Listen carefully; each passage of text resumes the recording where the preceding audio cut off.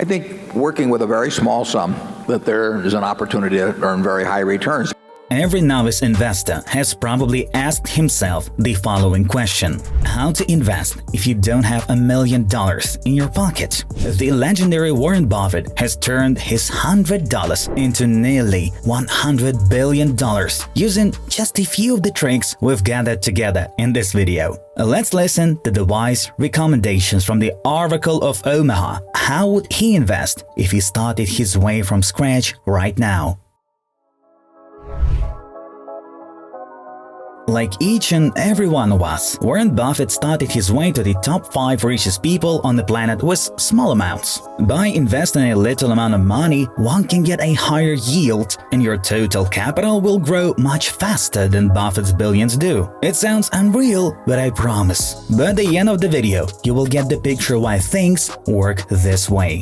I think if you're working with a small amount of money, with exactly the same background that Charlie and I have, and same ideas, same whatever ability we have, I think you can make very significant sums. The legendary investor happened to show his best profitability in his younger years. Buffett bought his first shares back when he was only 11 years old. He's considering time to be the most important aspect of his success. In short, Mr. Buffett, how can I make $30 billion? Start young. Charlie's always said that the big thing about it is we started building this little snowball on top of a very long hill. So we started at a very early age in rolling the snowball down. And of course, the snowball, the nature of compound interest is it behaves like a snowball of sticky snow. And the trick is to have a very long hill, which means either starting very young or living to be very old. Therefore, the sooner you start, the faster your compound interest will accelerate. Let me show you a simple example. Suppose you started investing while being 40 years of age with $100. You plan to add $100 a month for 20 years. Suppose your average annual yield is 10%, which is about the same amount as the market provides. As a result, by the age of 60, you will end up with $69,400. The green line on the graph shows you holdings, which is $100 each month, while the red line shows the total value of your portfolio. At first, these two lines are very close to each other, but as time passes, the red line grows faster year by year. Out of the $69,400 received, your investment is $24,100, with $45,300 as the compound interest effect. But imagine finding out about investing 5 years earlier and starting the whole deal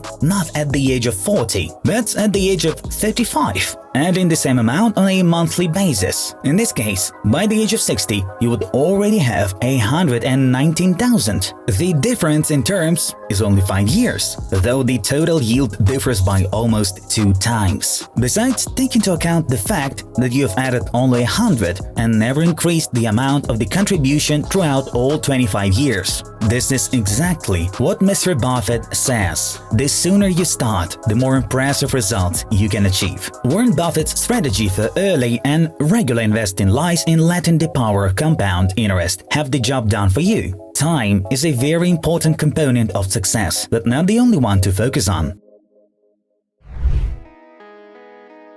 I mean, if I were getting out of school today and I had $10,000 to invest, I'd start with the A's. I would start going right through companies, and I probably would focus on smaller companies because I would be working with smaller sums and there's more chance that something is overlooked in that arena.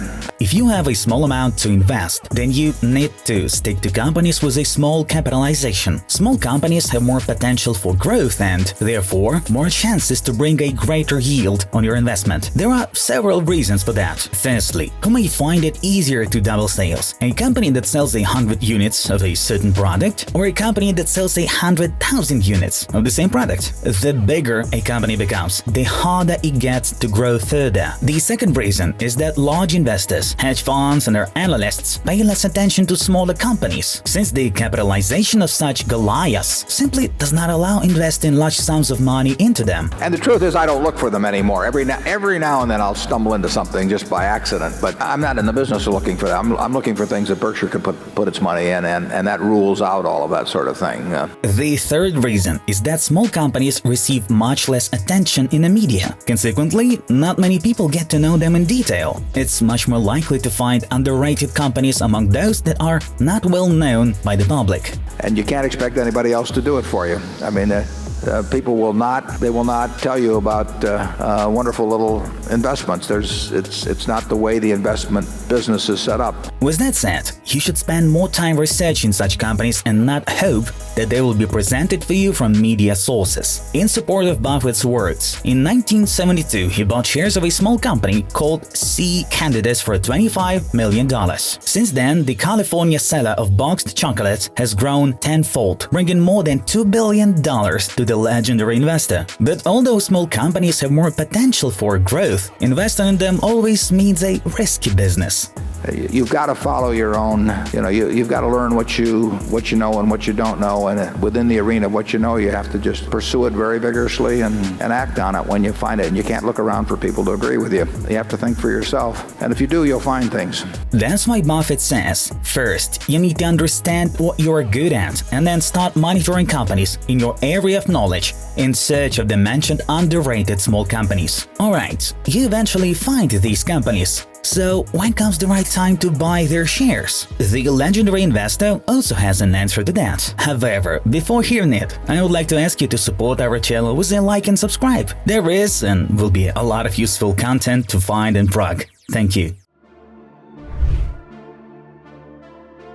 The Omaha-based billionaire is mostly known for his ability to invest in times of market and company collapses. One of the most telling examples is displayed by American Express. In the 60s, Buffett took advantage of his huge Amex scandal and bought a 5% stake of the company. Soon after the credit card boom of the 70s and 80s, Amex became the top player in the market, with their stock price rising more than 60 times. Another example is Coca-Cola. Buffett began storing Coca-Cola shares in 1988. When the company was in dire straits from the infamous New Coke fiasco mixed with markets still recovering from the Black Monday collapse, Berkshire Hathaway acquired about 70% of the company for $1 billion, which has since grown to over $20 billion. But you know what? No matter how great Warren Buffett is as an investor, the size and structure of his company gives you a much bigger chance to outperform him. With the astronomical capital he currently has, there are far less opportunities to take advantage of short-term market crashes. During the collapse caused by pandemic, Berkshire Hathaway managed to invest only a small fraction of their funds. Unlike Buffett, you have what it takes to invest a much larger share of your capital in these times of instability. Make a list of small underrated companies whose prospects you understand well, and wait till the black swans arrive in the market in order to take advantage of the drawdown and buy shares at the best prices available. Share in the comments below.